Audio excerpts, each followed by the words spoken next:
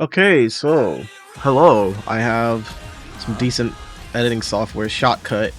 So I just kind of spliced together all three clears and I'll talk over them as opposed to having some I was gonna have some like B-roll footage of failed attempts in the back, but I opted not to do that. Y'all don't want to see that. Okay, so my thoughts on contingency contract as someone who has I played Arkanites for a little bit. I actually played it way back when it first came out for like an hour, and I was like, I don't get this game. So I stopped playing. And then earlier this year I played for I did that event with the snow place. I did some of it. I couldn't do all of it because I was a new player, so not much experience with Arkanites. I think I want to go back and play some more. I stopped at whenever you meet Mean Chin. I stopped around there. Like you meet Mean Chin and little girl who like Lung is trying to get a hold of or something. So anyway, all right. So contingency contract. So I have played Genshin and Wuwa. So these endgame modes are kind of like, you know, not exactly new to me, but this was something totally different, and I really liked it. Right, I liked the modifier system. I still think of them as skulls from Halo 3, but I like the modifier risk system. I'll just call it risk system from now on.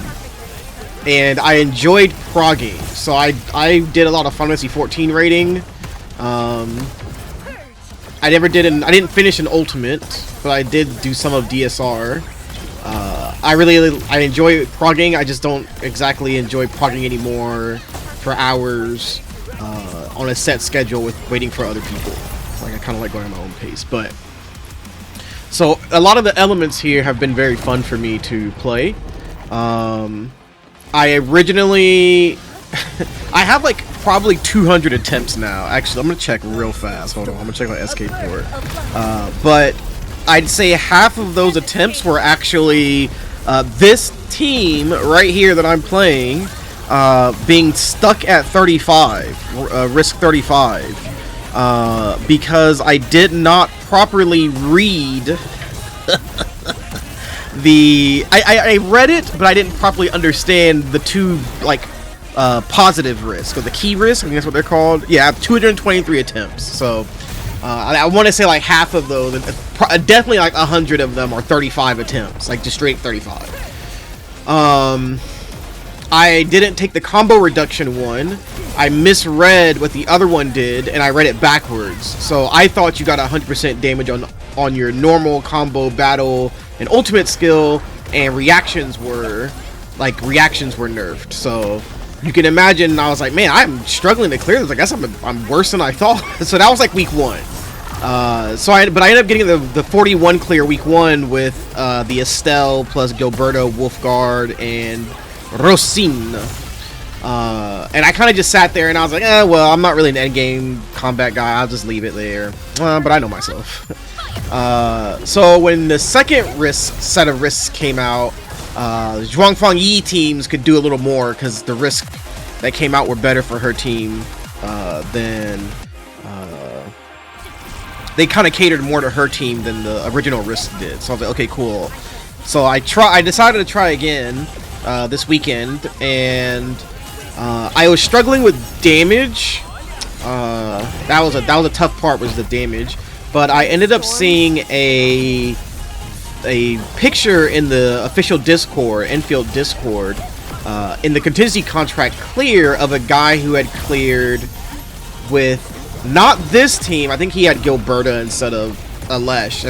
Apparently everybody has Gilberta instead of Alesh. Well, I have Gilberta.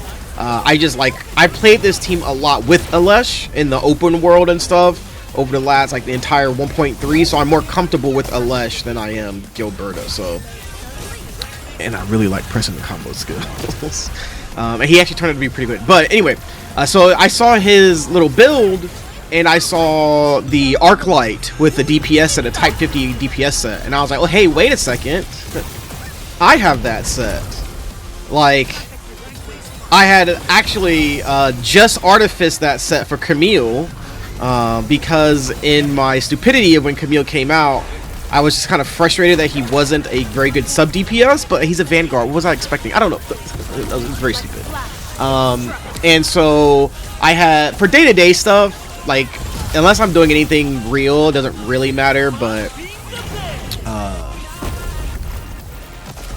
I ended up, oh gosh, he died. I ended up having his like day-to-day set as that, right? And that actually turned out pretty decent. I had a slightly different setup, but anyway, so I had the Type 50 Type 50 set, like basically fully Artifice, except the final Artifice on Intelligence, which neither Arclight nor Camille really need that final thing. So I was able to swap that over pretty quickly, and of course I have Rosina, so I saw the guy use the Lupine Scarlet weapon too, and I was like, oh man, hell yeah! So I used that, but I had also, before that, I had saw a clear of a Zhuangfang E team where Arclight was doing a lot of damage, and I was like, whoa, how is this guy's Arclight doing like 16k, or not 16k, like 6k damage, like crits or whatever? So I knew it was possible, I just wasn't sure how. I'm not very good with like the sets and like fully understanding and seeing a character in that way, so I did get that tech. And everything else I kind of homebrewed. I kind of did it myself. So the only other thing I kind of knew is like you can burst bosses out. Like Roshi Mifu team is Roshi Mifu Wolfguard Gilberta team, I want to say. Like the whole point of Roshi in that team is just to kill the final boss in one hit. With her ultimate. Like she doesn't do anything else really. She does other stuff, but her main deal is to kill that boss in one hit, in one ultimate skill. So that was pretty cool to see. But other than that, I really kind of did this myself, which is kind of cool. I saw like one clear, but they didn't really do things that let me not say that. I didn't pick up anything from them because I didn't know what the fuck I was doing. So me playing it is kind of how I got, you know, a lot of this down.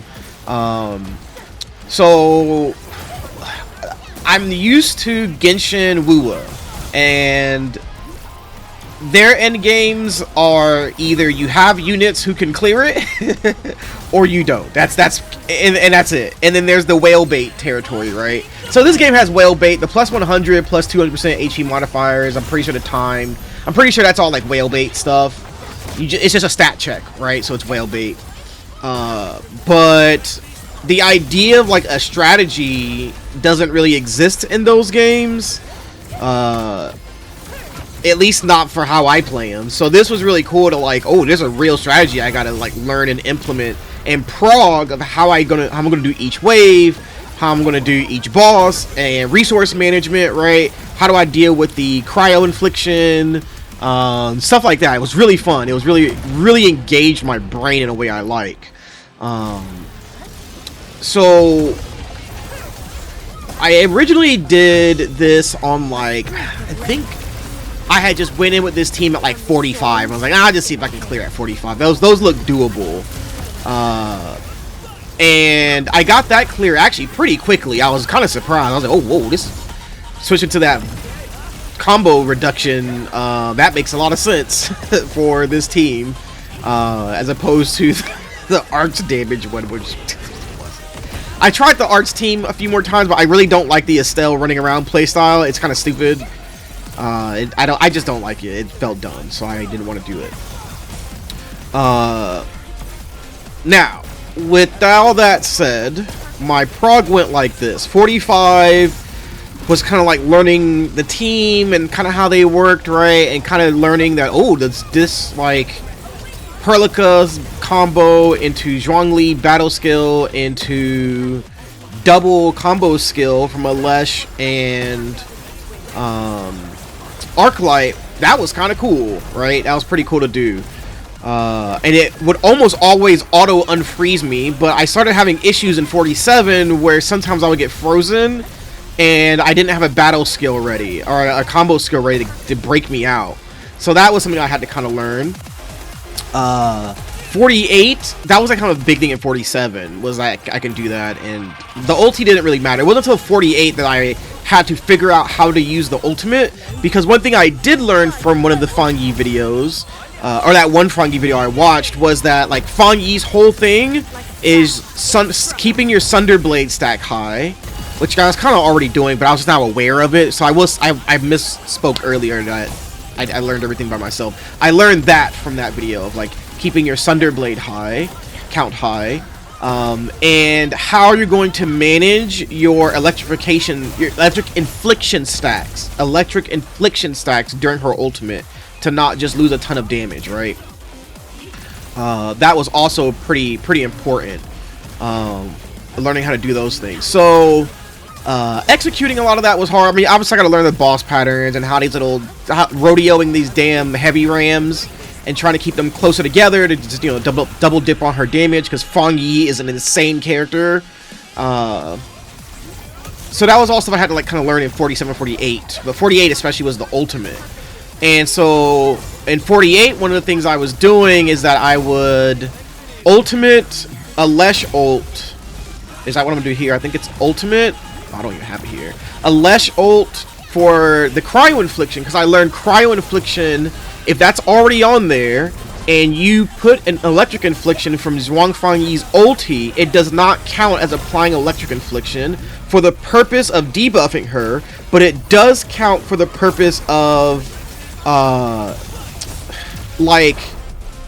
it does count for the purpose of the timer of when you can put another Electric Infliction down. Okay, does that make sense? Like, I didn't get the 90% damage debuff when I did it, and it got consumed, and it consumed a Cryo Infliction. So I had to rethink this in 49, because I just was not getting the consistency I wanted by using a Lesh ult first. So, and by doing that, it kind of opened my mind a bit too, to like, oh wow, I really should be using Arclight's ulti first. So the breakdown kind of went like, how the ultimate phase should go. Now, I didn't always pull this off, but how it should have went is that you have electrification from Perlica, go into ult, or already in ult with Perlica electrification, right? One of the two. Combo skill, and then immediately battle skill with Zhuang Fang Yi, and then as that skill is ending, because you want to get as close to the end as possible, but I mean, there's so much in my brain I couldn't always get it. Use your Arclight ulti to apply electric infliction, I'm sorry. And if you got lucky, you would get electrification as well if the boss actually stayed still, but it didn't matter because it was going to stay there anyway, because she doesn't consume the first one, right? So when you do that, you Fang Yi battle skill into Arclight ultimate. That ultimate applies electrification and you cannot do it for 5 seconds. So you have to immediately Fang Yi battle skill again, right? And that will get caught in that 5-second window. So you basically get like 2 ults for free. Then you do the third one. You do your third ult battle skill, and then you Lesh ult either before or during it. Doesn't really matter at that point. So that the Cryo Infliction stack hits and that gets consumed. And then the fourth one, the boss should just be dead. It should honestly just be dead by that point. But I had to like improvise sometimes. I don't know if the clear has that happen where the boss like jumps out of it for some stupid reason. So that was like the game plan. I had to prog that. That was what I had to really get down, because that shaved off so much time of getting 3 or 4 battle skills consistently on the bosses. The hard part about that was trying to practice the rotation there, while also dealing with the infliction stack, Cryo Infliction stacks on me, and the variable amount that would pop up depending on how the first phase 1 and 2 prior to that boss his first boss showing up, right? So that was a big thing, and that kind of screwed me over a couple of times. But I ended up getting used to it and being able to delay certain things, or like the big thing was right here. I would have sometimes like 3 SP bars, right? And so I would have to keep 1 SP bar as a kind of like get out of Cryo Infliction from a Lesh, because a Lesh's skill is actually physical. He just breaks you out if you use it. You don't have to wait for like Arclight to hit when I used her skill. The other big thing on the boss phase was literally the whole goal. I didn't pull it off. I don't think I pulled it off on that first guy, but maybe on this next one.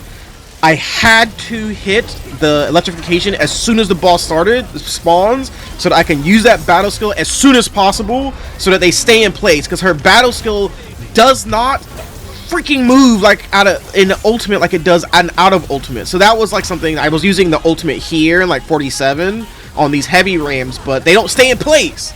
So I needed more consistency. That's why I started using them on the boss. So that was kind of my big prod, but that was hard, man. That was hard on my brain. So I'm really glad to have gotten it done. It was very fun. I really enjoyed it. I'm looking forward to the next one a lot. And it's going to influence my artificing, because I was kind of like messing, like bebopping with artificing, but like, look,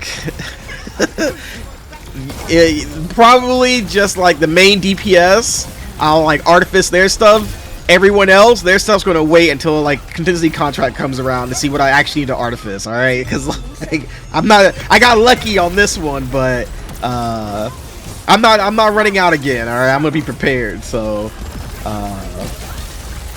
yeah, I had a lot of fun. I got 2 clears this morning in 49, one off recording, and then I got this one. So like when I got the off recording, it was like 6:15 clear, and I was like, oh god, it wasn't recording. So I have to do it again, and I kind of failed like 4 or 5, 6 more times, I think, and then I got a pretty clean clear, and that's what you're seeing here.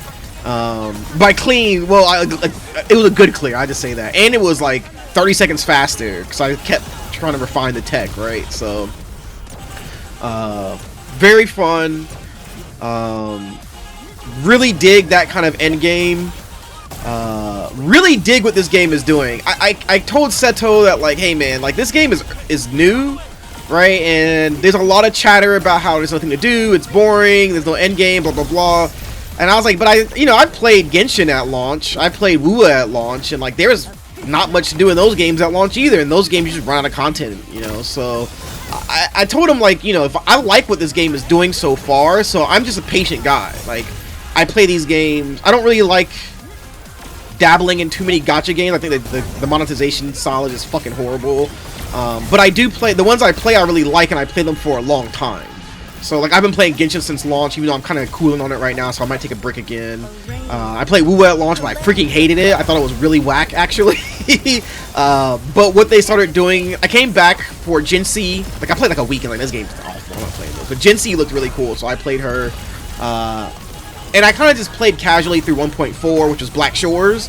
But 2.0 was when the game really changed, and so I'm expecting Enfield to kind of go not exactly that route, like, oh, 2.0 is their, you know, resurrection, but I just know these games take a while to like find their footing, right? And obviously, you know, if you're watching this on the channel, you can see how much I absolutely love the factory. I love that thing, man. So yeah, I'm on Enfield, man. I love this, and it really makes me want to sit down and really play Arknights, because I like what this company is doing. I really like this style of gacha, so we'll see. If I start up Enfield Arknights, you'll see. But yeah, that's it. I'll see y'all in the next video.